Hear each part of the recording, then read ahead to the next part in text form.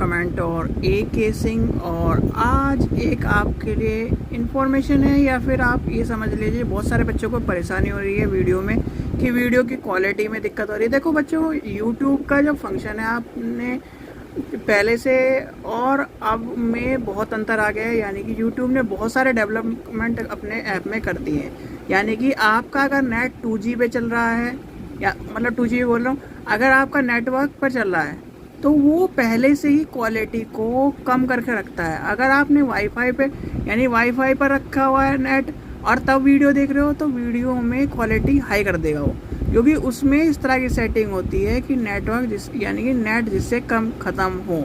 तो ये आपकी वीडियो थी, बहुत सारे बच्चों का कमेंट आ रहा था है, तो क्या हो जाएगा इसमें, ये हो जैसे जाएगा ये कमेंट आ रहा था एक का वेरिएबल फील्ड क्वालिटी इंप्रूव करिए। अब ये देखिए आपका, अब बताइए 5 में से 5 किसके हैं? 5 में से 5 किसके हैं? मैं से जल्दी बताइए। कर देता हूँ टिल्ट। देखिए बिल्कुल क्वालिटी क्या आ रही है आपको बिल्कुल सामने देखा होगा। मार्क का संपूर्ण ग्रंथ वितरण कहाँ से प्राप्त हुआ है, तो यानी कि ये क्वालिटी सही आ रही है। अगर क्वेश्चन नंबर आपको लगता है तो पता है क्या करना है, यहाँ आपको जाना है सेटिंग में। ये सेटिंग में चलेगा, जैसे अभी क्वालिटी लिखी आ रही है ऑटो पर 360p पे है, तो 360p की जगह इस पर हाई क्वालिटी पिक्चर यानी हाई पिक्चर क्वालिटी पे कर दीजिए। अब ये हो जाएगा, देखिए बिल्कुल क्लियर आपको दिखाई देगा। वो तभी होगा जब आप अपने नेटवर्क में यानी कि आप अपने नेटवर्क पर देख रहे हो, यानी कि फोन के नेट से देख रहे हो तो फोन के नेट में ये दिक्कत होती है, आपको क्वालिटी इंप्रूव करनी पड़ती है। नहीं तो आप जब उसका कंजम्पशन ज्यादा हो जाएगा तो आपका जो नेट है बेकार हो जाएगा। इसी वजह से क्या होता है, ये सब चीज़ें होती हैं। यानी कि आपको ये ध्यान रखना पड़ेगा। अगर आपको लग रहा है किसी भी बच्चे को दिक्कत हो रही है, इस तरह की सामना करना पड़ रहा है कि क्वालिटी में कम आ रही है, तो आप बच्चों जिनके घर में वाईफाई होगा, देखो वो तो अपने आप ही यूट्यूब कर देगा अपने आप ही, यानी कि यूट्यूब की एप्लीकेशन आपकी क्वालिटी इंप्रूव कर देगी।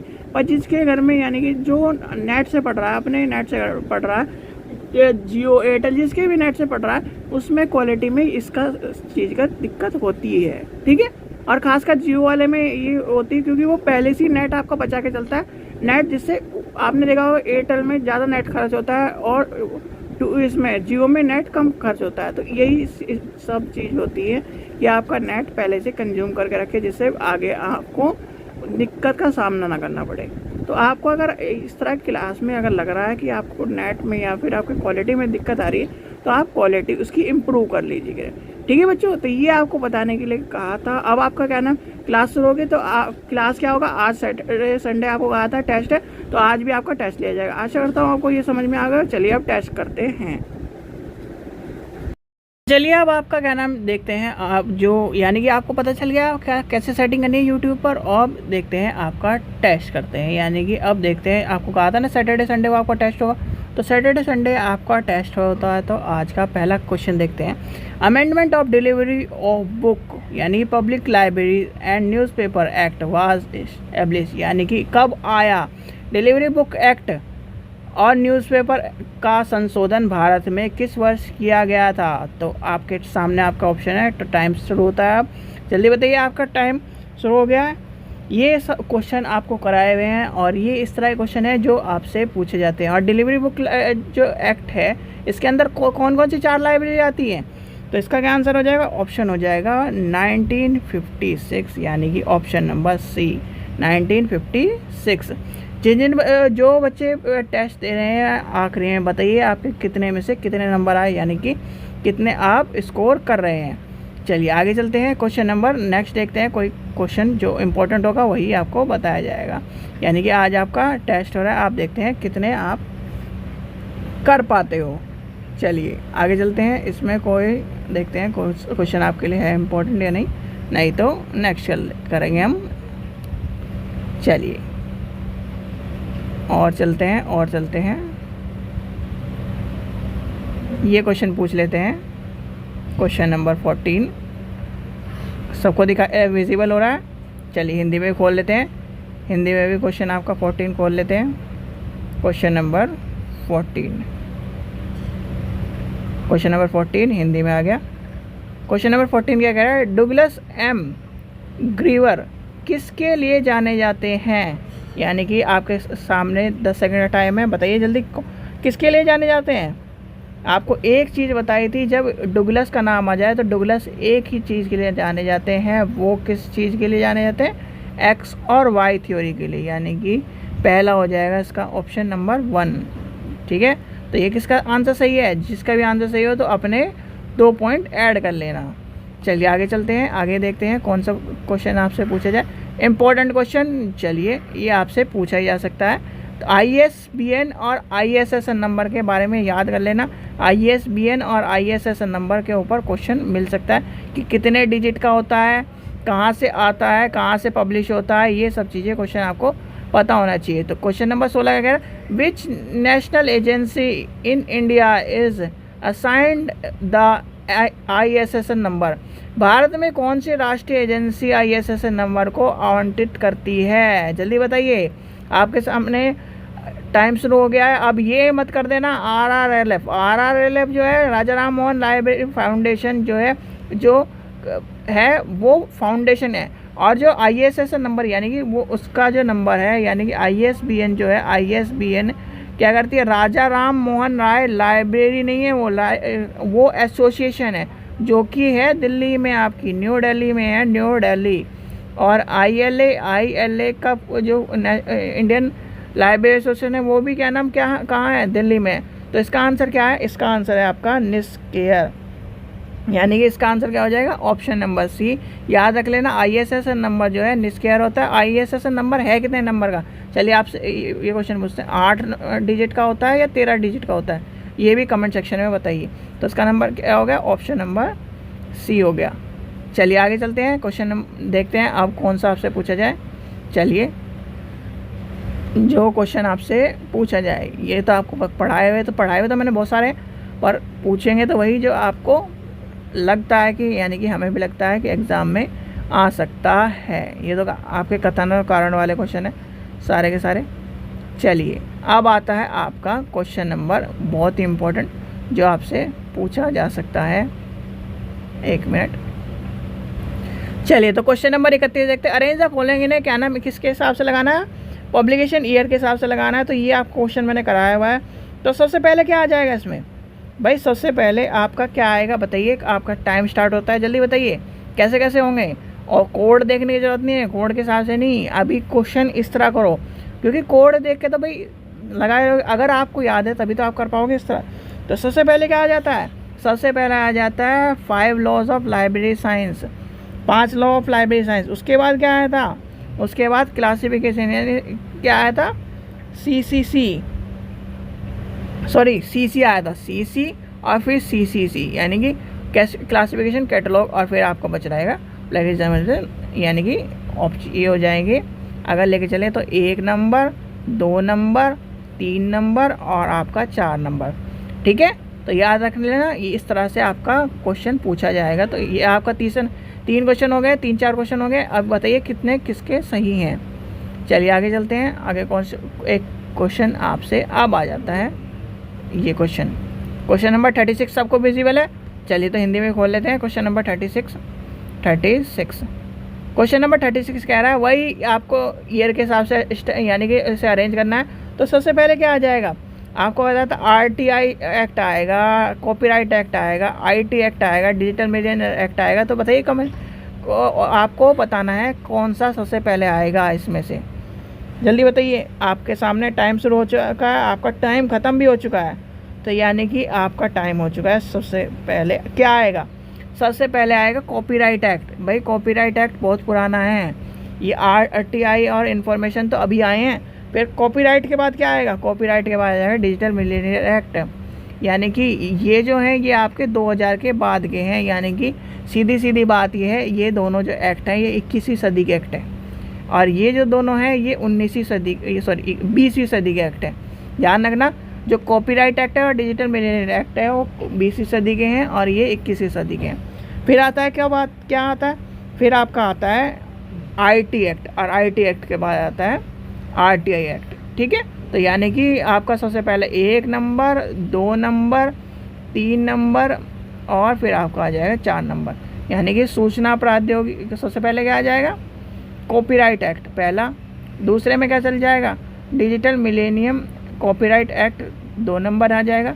फिर आ जाएगा क्या, सूचना प्रौद्योगिकी अधिनियम 3 नंबर और RTI एक्ट 4 नंबर। चलिए आगे चलते हैं, आगे आपसे पूछते हैं क्वेश्चन। देखिए अब पता चल रहा है ना कितने पानी में हो आप, यानी कि आपको पता होना चाहिए कि आप कितनी तैयारी कर चुके हो, कितना आपको पता है, कितना नहीं पता। चलिए अब ये मैच द फॉलोइंग पूछ लेते हैं, यानी कि इससे आपके क्या नाम 4-5 क्वेश्चन पूरे हो जाएंगे।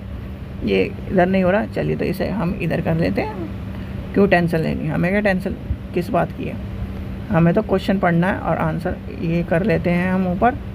ये हो गया, ये आ गया आपका, ठीक है। तो चलिए सबसे पहले आपको बताना है तमिलनाडु पब्लिक लाइब्रेरी एक्ट कब आया, मद्रास पब्लिक लाइब्रेरी एक्ट का, केरल कब आया और उड़ीसा कब आया। तो टाइम हो गया शुरू आपका। तो बताइए सबसे पहले कौन सा आया, तमिलनाडु कब आया, केरल कब आया, उड़ीसा कब आया, मद्रास कब आया। तो सबसे पहले क्या आएगा भाई, टाइम भी ख़त्म हो गया, तमिलनाडु आएगा। तमिलनाडु का क्या आएगा 1948, यानी कि पहले का पहला चला गया। अब मद्रास कब आया, मद्रास आया 1967, ये आ गया आपका, ठीक है। केरल कब आया भाई, केरल जो है आपका कब आया था, वो आया था 86। देखो अगर इसका सबसे आपको पता लगाना हो तो उड़ीसा सबसे आखिरी में, यानी कि 2009 में क्या है, अरुणाचल प्रदेश, ठीक है, ये भी ध्यान रखना। AP अरुणाचल प्रदेश, हाँ अरुणाचल प्रदेश, AP तो कहते हैं, तो अरुणाचल प्रदेश। और ये सब जो है ये है, ये उड़ीसा हो गया, ये हो गया, क्योंकि उड़ीसा में आपने देखा होगा एक टाइम था जब बाढ़ आने का, यानी बाढ़ की वजह से सब सिचुएशन ख़राब रहती थी, तो वहाँ पर इतना डेवलप नहीं होगा बहुत सारी चीज़ें। और ये जो केरल, तमिलनाडु, मद्रास है, ये पहले से क्या है, अंग्रेज़ों की जो कोठियाँ थी, जिन्हें फैक्ट्रियाँ कहते थे, वो लगती थी, तो इसलिए ये सबसे पहले आ जाएंगे। इसमें मद्रास जो है, मद्रास क्या कहाँ से बना हुआ है, जो मुंबई का एरिया है उस तरह से बना है, तो ये आ जाएगा 67 में। और फिर सबसे पहले आ जाएगा तमिलनाडु। तमिलनाडु, केरल, कर्नाटक, ये सब से अंग्रेज़ों ने शुरुआत करी, तो यहाँ से इन सब से अगर आपको लगे कि समझ में नहीं आ रहा, तो ये तब आप ट्रिक अपना सकते हो, ठीक है। चलिए आगे चलते हैं, आगे आपसे क्वेश्चन देखते हैं कोई सब पूछने के लायक है क्या, नहीं तो नेक्स्ट पेपर में आज क्वेश्चन आज पूछते हैं। देखिए हाँ बिल्कुल सही क्वेश्चन आ गया आपके सामने, और इससे अगला वाला क्वेश्चन आपके लिए इम्पोर्टेंट है, यानी कि ये क्वेश्चन आपके पूछने लायक है, बिल्कुल आपके क्वेश्चन आपको मिलेंगे, तो आपको पूछने के लिए हक भी बनता है आपका, और मेरा भी हक बनता है कि आपसे पूछा जाए। चलिए बताओ ALA कब आया, ILA कब आया, स्लैक कब आया और IFLA कब आया, यानी कि आपका टाइम शुरू होता है अब, और आपको बताना है कब आया।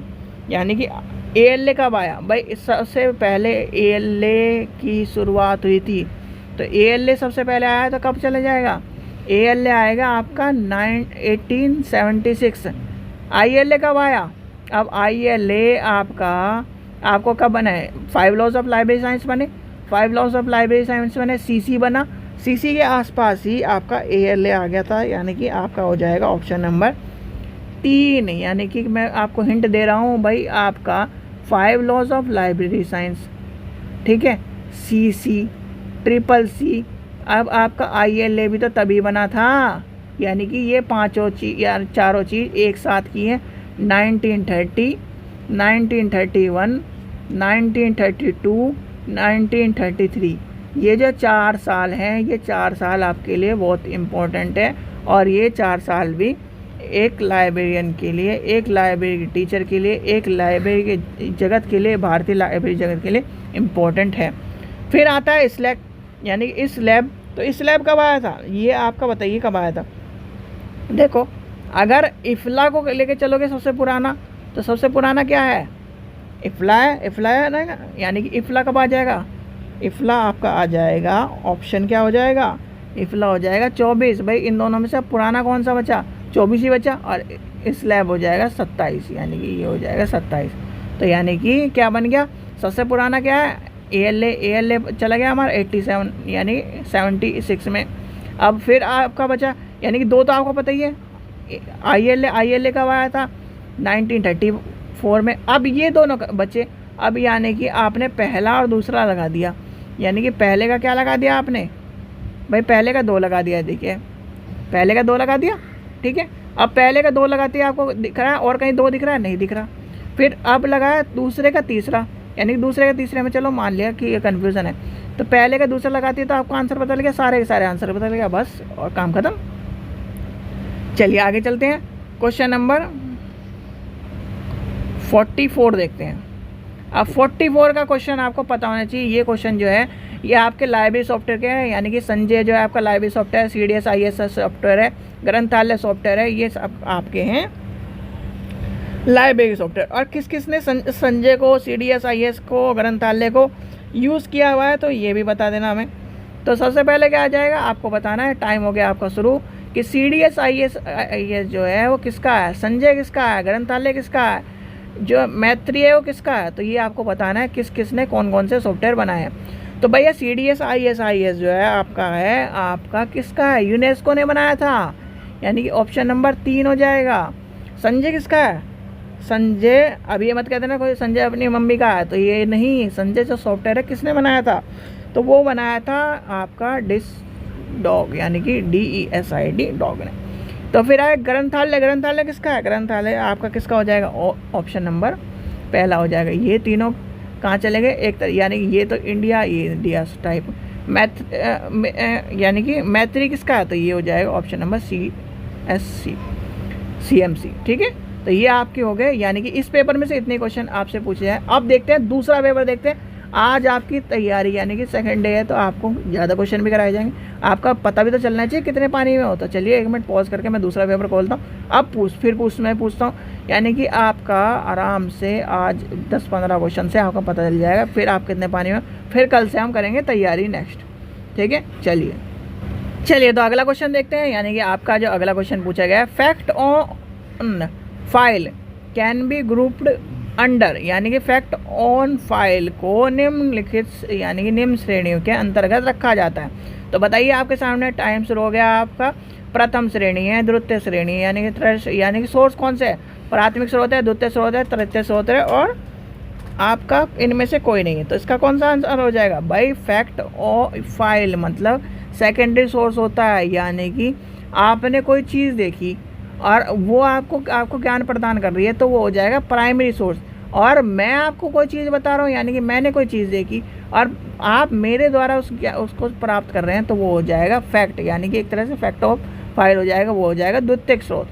तृतीयक स्रोत कौन सा हो जाएगा, मैंने आपको, यानी कि मैंने वो चीज़ देखी, मैंने आपको बताया, आपने किसी और को बताया, तो वो हो जाएगा तृतीयक स्रोत, यानी कि इसका हो जाएगा तृतीयक स्रोत। चलिए आगे चलते हैं, क्वेश्चन नंबर 4 देखते हैं, यानी कि इसका क्वेश्चन देखते हैं। इन MARC 21 subject access field are, यानी मार्क 21 के परिग्रहित विषय कौन सा है। तो यानी कि आपका टाइम शुरू होता है, बताइए इसमें 3 ट्रिपल यानी 3XX आएगा, 4XX आएगा, 5XX आएगा, 6XX आएगा। तो आपको बताना है इसका क्या आंसर होगा, यानी कि जो 4 नंबर का क्वेश्चन है उसका क्या आंसर होगा, बताइए। आपने जिसने भी आंसर लगाया डी, वो बिल्कुल करेक्ट है, बिल्कुल करेक्ट आंसर है आपका, तो आपको 1 नंबर अपने उसमें ऐड कर लीजिए। चलिए आगे चलते हैं, आगे आपसे पूछते हैं कि कौन सा क्वेश्चन आपके लिए इम्पोर्टेंट है। ये देखिए, देखते हैं हम भी तो देख लें कौन सा आपके लिए इम्पोर्टेंट है। सारे क्वेश्चन थोड़ी पूछ जाएंगे कि आपने जो पढ़े हैं वही सारे पूछ लिए जाए, फिर इससे फ़ायदा क्या हुआ पढ़ने का आपके। चलिए आगे चलते हैं, ये भी आपसे कोई क्वेश्चन नहीं पूछे जाएंगे, यानी कि जो क्वेश्चन पूछे जाने हैं वही पूछे जाएंगे। चलिए आपका एक क्वेश्चन आपका मिल गया, आपका क्वेश्चन नंबर 28, और क्वेश्चन नंबर 28 के लिए आपको इधर कर लेते हैं, हम हिंदी में खोल लेते हैं। क्वेश्चन नंबर 28 क्या कह रहा है, क्वेश्चन नंबर 28 ये आपका आ गया 28 नंबर। सबको विजिबल है, यानी किसी को कोई दिक्कत तो नहीं हो रही, विजिबल है, सबको कोई विजिबल हो रहा है क्वेश्चन नंबर। अब आपको लगाना है ये पब्लिकेशन ईयर के हिसाब से, यानी कि आपका पब्लिकेशन ईयर क्या है, बिलिस है, DDC है, LDC है और आपका UDC है। तो बताइए क्या नाम, आपका टाइम शुरू हो गया, जल्दी बताइए आपका क्वेश्चन नंबर 28 का क्या होगा आंसर। आपका 28 का सबसे पहले क्या आएगा, बताइए सबसे पहले क्या आएगा आपका। सबसे पहले आपका आ जाएगा ऑप्शन नंबर, आपका टाइम भी खत्म हो गया, तो सबसे पहले आ जाएगा बिलिस क्लासिफिकेशन। बिलिस क्लासिफिकेशन के बाद क्या आ जाएगा, DDC कब आया था, 18 कुछ में आया था, तो बताना 18 ईयर, मैंने आपको बता दिया, डैश में आपको बताना है कब आया था। फिर आपका कब आया था, फिर क्या आएगा आपका library of Congress classification 3 number आ गया और आपका 4 नंबर आ गया। ये कब आया था? 1900, बताइए, डैश डैश आपको छोड़ दिया मैंने। तो ये आपका हो गया पहला, दूसरा, तीसरा, चौथा, यानी कि सीरियल वाइज है। तो सीरियल वाइज कौन सा ऑप्शन है? पहला ही ऑप्शन है शायद से, तो यानी कि आपका हो जाएगा यही। ठीक है, चलिए आगे चलते हैं, आपसे एक आधा क्वेश्चन और पूछ लेते हैं, फिर आपको देखते हैं कितने नंबर आए आपके, यानी कि आपको कमेंट सेक्शन में बताना है कि आपके कितने नंबर आए हैं। चलिए तो लास्ट क्वेश्चन देखते हैं आपका। ये आपका लास्ट क्वेश्चन है, आप देखते हैं इसमें आपके कैसे आ रहे हैं। तो सबसे पहले क्या है? बी केशवन आ रहा है, पीटर ऑल्ट आ रहा है। तो इसमें क्या है? मैच द फॉलोइंग है, बी एस केशवन, फिर पीटर यानी कि ऑटले, फिर आता है डब्ल्यू सी शेयर और आपका आखिरी बचता है एम टोबलर। तो इसमें आपको करना है मैच द फॉलोइंग। तो चलिए आपका टाइम शुरू होता है, बताइए। तो सबसे पहला क्या आ जाएगा आपका? सबसे पहले क्या है? बी एस केशवन किसके लिए जाने जाते हैं? बी एस केशवन आपके किसके लिए जाने जाते हैं? एक ही वर्ड आपको पता होना चाहिए, वो है आपका क्या? नेशनल लाइब्रेरी इंडिया, यानी कि नेशनल मूवमेंट के लिए, लाइब्रेरी मूवमेंट के लिए जाने जाते हैं। तो यहाँ आ जाएगा ये। फिर आ जाता है पीटर ऑलेट, यानी कि ऑलेट किसके लिए जाने जाते हैं? तो ये आ जाएगा आपका यूडीसी, यानी कि 1900, बताइए कब था? फिर आपका आ जाता है WCB शायरस, तो ये कब आ जाएंगे? ये आ जाएंगे आपके ऑप्शन नंबर पहला, स्कूल ऑफ लाइब्रेरी, यानी कि लाइब्रेरीशिप, और आखिरी बचता है एम टोबे। तो ये क्या कहाँ पर आ जाएगा?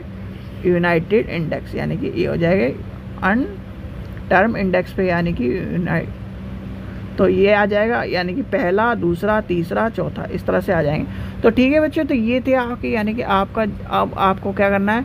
आपको बताना है कमेंट सेक्शन में कितने नंबर आपके टेस्ट में आए हैं, कितने आपने सही आंसर दिए हैं। आशा करता हूँ आपको वीडियो पसंद आई। वीडियो पसंद आए तो लाइक करें, चैनल को सब्सक्राइब करें, वीडियो को ज़्यादा से शेयर करें। Thank you.